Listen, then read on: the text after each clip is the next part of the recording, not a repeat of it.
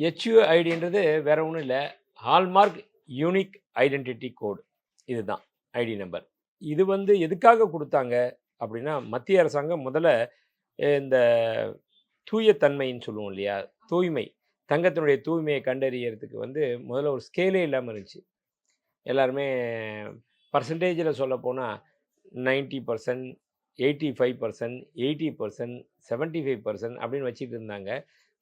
அவங்கவங்க இதுக்கு தகுந்தா மாரி, அத குவாலிட்டிய வந்து நிர்ணயம் பண்ணிட்டு இருந்தாங்க. அதுக்கப்புறம் தான் அரசாங்கம் என்ன பண்ணாங்க, இல்ல 916 அப்படின்னா தான் 22 கேரட்னா அது 916 தான். நீங்க 22 கேரட் வச்சுட்டு பெர்சன்டேஜ வந்து குறைச்சு, குறைச்சு 85, 87, 82, 80ன்னு கொண்டு வரக்கூடாது. 91.6% கோல்டு அதில இருக்கணும். அப்படி இருந்தா தான் 22 கேரட்ன்னு சீலே அடிக்கணும். அப்படின்னு அத ஒரு கொண்டு வந்தாங்க. கொண்டு வந்து இது வந்து யாருக்காகன்னா, மக்களுக்காக. நுகர்வோருடைய பாதுகாப்பு நலன் கருதி அப்படி கொண்டு வந்தாங்க. அதுக்கப்புறம் அதிலேயுமே அத கொஞ்சம் ஸ்ட்ரீம்லைன் பண்ணணும். இந்த கோல்டன் செக்டாரையே வந்து ஆர்கனைஸ்டு செக்டார்க்கு அப்படின்ற மாத்தணும். ஒரு கட்டமைப்புக்குள்ள கொண்டு வரணுன்றதுக்காக தான் இந்த ஹெச்யூஐடி